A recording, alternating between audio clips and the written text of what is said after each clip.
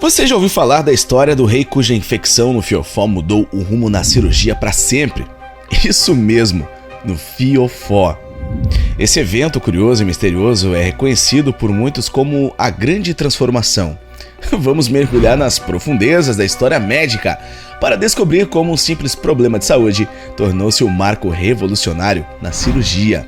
Olá, viajantes da história! Logo, já vou avisando, a coisa hoje vai feder, literalmente, porque vamos nos aprofundar no furico do Rei Sol Luís XIV. Antes, já deixe seu super like, sem mais demora, vamos ao vídeo.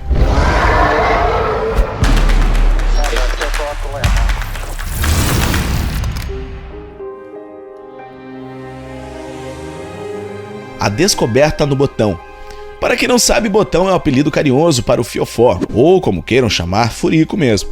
Luís XIV, conhecido também como Rei Sol, o cara que ocupou o trono da França entre 1643 e 1715, quando morreu aos 76 anos.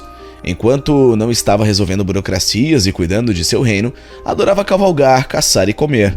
Aliás, comia muito, era um glutão. Não adiantava recomendar calma, seguia encarando quantidades enormes de comida numa velocidade impressionante. Como dizia minha avó, parecia que tinha uma lombriga na barriga de tanto comer. Como era comum em sua época, acreditava que tomar banho enfraquecia a pele e deixava o corpo mais vulnerável a doenças. Limitava-se a lavar superficialmente o rosto quando acordava.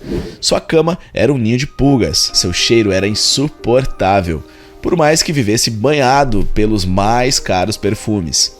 Pois some velocidade à mesa com a falta de hábitos higiênicos e temos uma combinação propícia para o surgimento de infecções na pele. Coloque na mistura o gosto por passar longas horas sobre um cavalo e chegamos à delicada situação na qual Luís XIV se encontrava em algum momento do século XVII. O cotidiano fez com que o Rei Sol desenvolvesse uma infecção no fiofó, ou uma fístula anal, para ficarmos numa linguagem mais condizente com a realeza. A cama de Luís XIV apresentava um odor desagradável e estava infestada de pulgas, o que propiciou o surgimento de doenças na pele do rei. Por algum tempo, os médicos da corte conseguiram controlar os sangramentos e o acúmulo de pus no ânus do monarca, mas quando viram que sua saúde estava se deteriorando, rapidamente eles recorreram aos serviços de Félix, o cirurgião-chefe da corte.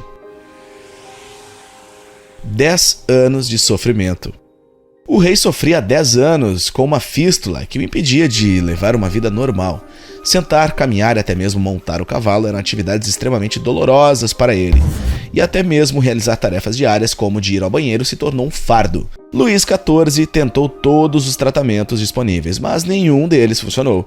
De acordo com José Antônio Rodrigues Montes, professor emérito da cirurgia da Universidade Autônoma de Madrid e membro da Real Academia Nacional de Medicina da Espanha, ele consumiu aproximadamente 2.000 purgantes e mais de 1.500 enemas, além de todos os tratamentos médicos oferecidos na época.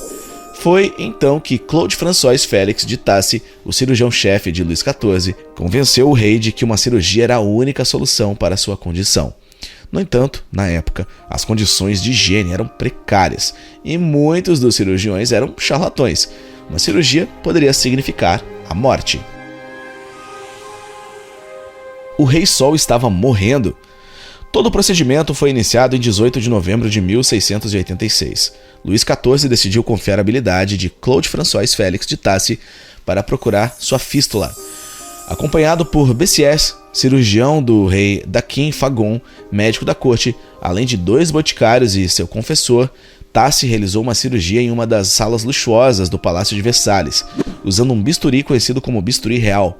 Detalhes da intervenção cirúrgica estão registrados no Journal de la Santé do Roi Luís XIV, guardado na Biblioteca Nacional de Paris, e informações técnicas no Tratado sobre a Fístula, publicado em 1689, por Louis de Monnier. A cirurgia foi um sucesso retumbante. Apenas 2 meses depois, em 15 de janeiro de 1687, Luís XIV foi considerado curado. Como agradecimento, o rei recompensou Tassi com 300.000 libras, o equivalente a pouco mais de 30 milhões de dólares, uma propriedade rural em Montlinot e um título da nobreza. Realmente o fiofó lhe rendeu muito. Além disso, a cirurgia do Rei Sol também contribuiu para elevar os prestígios da profissão cirúrgica. De acordo com Rodrigues Montes, a operação não apenas afirmou o método operatório, mas também representou um grande passo de valorização dos cirurgiões em relação aos médicos, ganhando prestígio graças ao favor real. A história registra que Luís XV, sucessor de Luís XIV, no trono francês, foi responsável pela fundação da Real Academia de Cirurgia na França. Nessa instituição, há um retrato de Claude François Félix de Tassy, identificado como o primeiro cirurgião de Luís XIV. Música para o Furico Real. O compositor G.F. Handel visitou a França em 1714, onde uma canção popular da época era Grand Duet Sao de la Roy. Após ficar com a música na sua cabeça, Handel se mudou para Londres em agosto daquele ano. Após seu patrono, George I, se tornou rei. Handel adaptou a melodia da canção francesa, fez alguns ajustes e ofereceu a peça a Jorge I como uma composição original. Essa música, conhecida como God Save the Queen ou God Save the King, se tornou o hino britânico. O curioso é que a origem da música é atribuída aos problemas de um rei com seu traseiro. Em outras palavras, o fiofó do rei Luís XIV ficou famoso. Outro caso na história. Desde a antiguidade, muitas personalidades notáveis, como o imperador romano Calígula, o cardeal Richelieu e o czar Ivan, o Terrível, e o compositor Schubert, enfrentaram um mal que ainda é muito comum hoje em dia: as hemorroidas. Essas são veias inchadas e protuberantes na região do ânus que podem ser internas ou externas e frequentemente são acompanhadas por dor e coceira. Algumas dessas figuras também sofreram com uma condição ainda mais dolorosa: fístulas anais, que são ligações anormais entre o reto e o ânus, geralmente causada por abscessos ou outras doenças. Hoje em dia, a cirurgia é uma opção para tratar o desconforto causado por essas condições, mas antigamente isso não era possível. Por exemplo, João da Áustria, irmão do rei espanhol Felipe II e herói da Batalha de Leopanto, morreu de hemorragia após uma cirurgia falha para remover as hemorroidas. E Henrique V da Inglaterra morreu devido a uma fístula que não pôde ser curada pelos cirurgiões da época. Algumas pessoas também afirmam que a derrota de Napoleão na Batalha de Waterloo pode ter sido causada por hemorroidas que ele sofria.